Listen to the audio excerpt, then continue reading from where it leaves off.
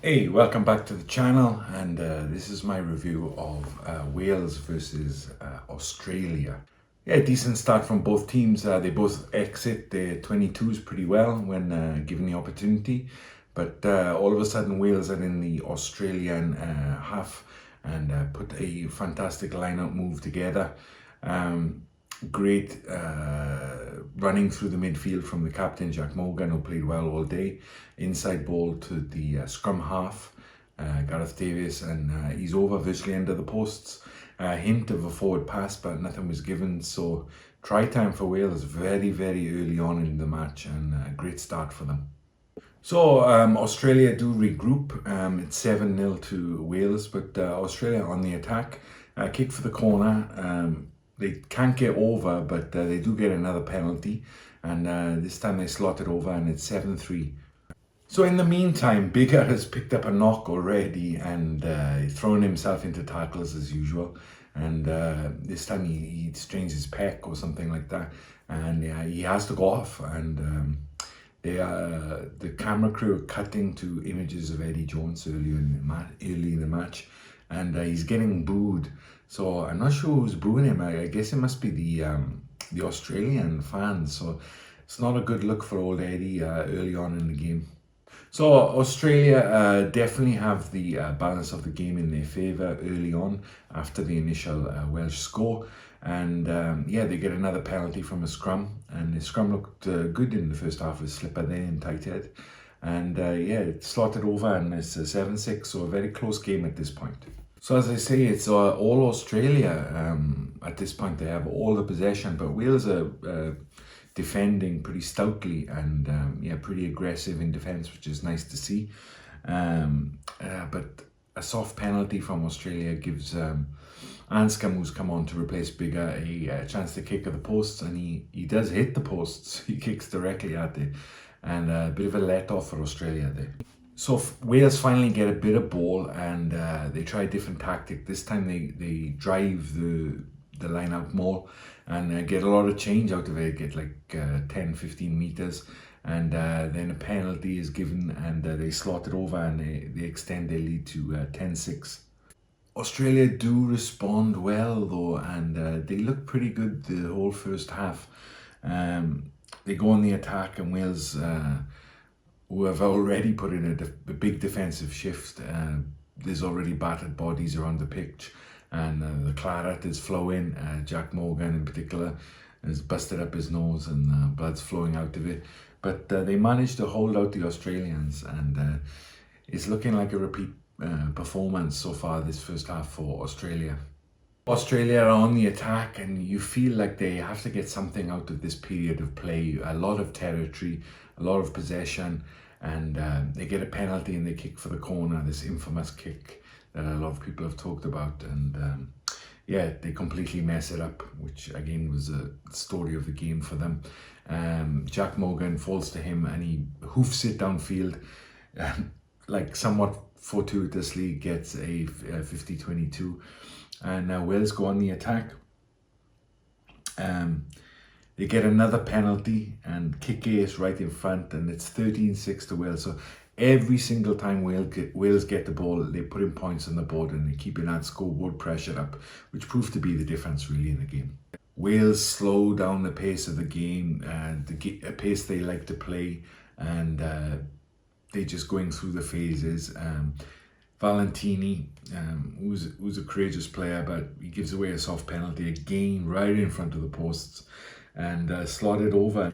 At the finish of the half, there's a comedy of errors from the Australian team. They mess up everything. The kick off, line out, everything goes wrong for them, and as a result, Wales almost go over for another score right at the end, which would have been the finisher, I think, for this game. They do get held up, so there's still a chance left for Australia now, and that's how it goes into the second half, 16-6 in favour of Wales. So the story of the first half is pretty much what happened against Fiji. A lot of ball for Australia, a lot of good territory, some nice phase play, but when it comes down to it, in key moments of the match, they cannot execute, and it just falls apart for them at the most important times. And they seem to lack that killer instinct that Wales have. Wales haven't had much of the first half, to be honest. Defended reasonably well, kept Australia out for the most part, and yeah.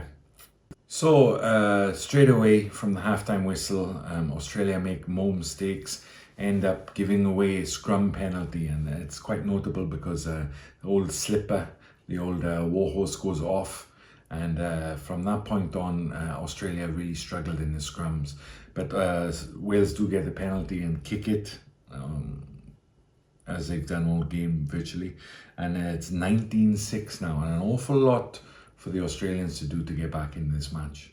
A nice interception from Davis, the 9 again, who had a great game, could definitely have been the man of the match, and turns the play in Wales' favour.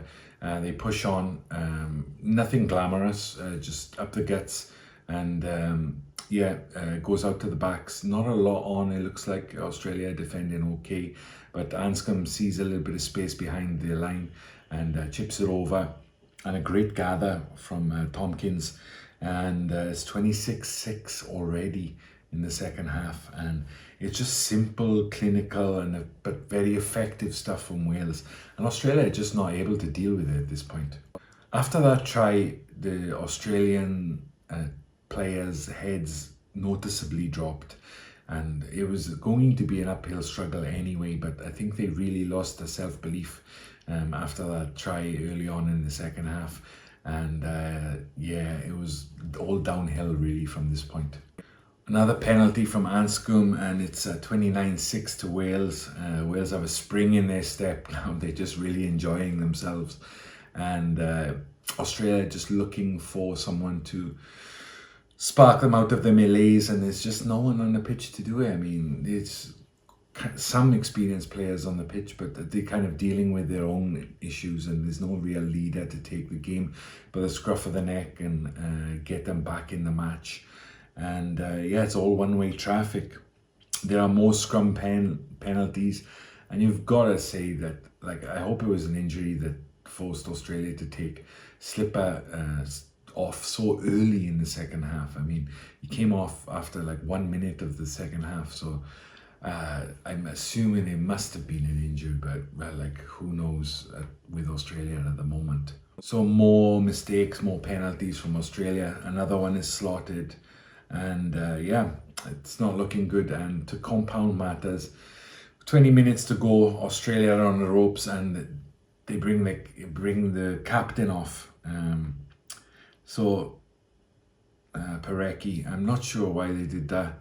Didn't look injured. Again, it's one of those mysterious substitutions, but whether he deserves to be the captain or not, I'm not one to say, but like, you got to have your captain on the pitch, right?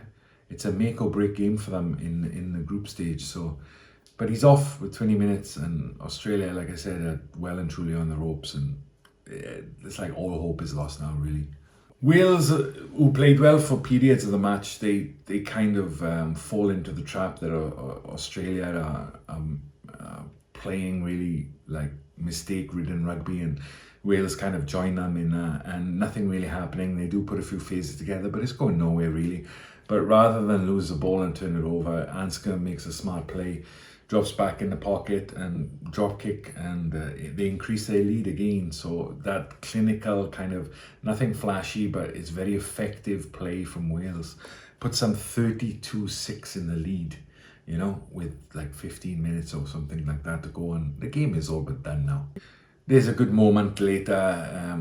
Carter Gordon's been brought on, and there's a contrast. Australia get a penalty kick because, as I say, Wales are making mistakes, and kicks it out of hand, puts it dead. And then about a minute later, just to rub salt in the wound, Anscombe gets the same opportunity and absolutely pings it to the corner. And Wales are like 5 meters out. The lineouts run well all day. I don't think they turned the ball over against a very capable second row partnership for Australia. They throw to the back as well, and the attacking lineout, you know, no fear, and gather it and just charge over. And the maul has worked well for them all day when they've decided to use it. And Jack Morgan, you know, deservedly so, gets a try for his troubles, and he's worked hard this game, as he always does, it seems. And yeah, it's getting to be a very big score. And with that try, they get a bonus point, and Wales are the first team to be guaranteed a quarter-final spot in the World Cup 2023. Who would have thunk it? Well, actually I did, not to blow my own trumpet, and I am Welsh, so I'm biased, but yeah, I did pick them to win the group actually. So they haven't won it yet, but they're well on their way. So ultimate salt in the wound towards the end of the game.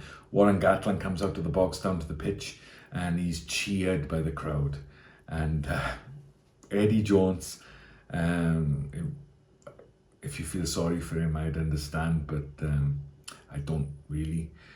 He gets booed all game, and then Gatland comes down for 2 minutes at the end of the match and gets a rousing cheer. So that just sums up the situation for Australia, I think, at the moment. But yeah, the game finished Wales with a record score. I think it was 46 in the end, and Australia's biggest defeat in the World Cup. More than likely not going to qualify for the quarterfinals, and yeah, just looking dire for them, really. Wales did well and deserved their victory. So in summary, an implosion really from the Australian team in the second half. They played all right in the first half. It wasn't great by any stretch of the imagination, but it was still in the game. But that second half, it was just a disaster.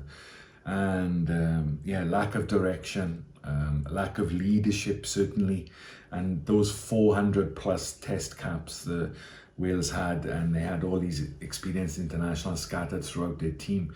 That really showed, you know, the leadership was very visible, or lack thereof on the pitch. And yeah, Australia really suffered for it, and it was in key positions too. Wales have the right blend of youth and experience, and I think Australia could have done with taking a leaf out of their book in the way Gatland's rebuilt this team to have some success in the World Cup. He didn't just bring all of the young players in to start the most important game of the World Cup so far. He had a nice blend, you know, and that's what you want. I think it's common sense. But no, Eddie Jones apparently knows what he's doing. Those players like Liam Williams, Faletau, Gareth Davis, Josh Adams too, you know, all got a big number of caps, and even Beard in the second row was on his 5th yesterday, so made a big difference. I think the Welsh experience shone through, and even though for large portions of the match they didn't have the better of the game, they still came away with points, you know, and they kept that scoreboard pressure ticking over and kept the scoreboard pressure on. They were clinical. Yeah.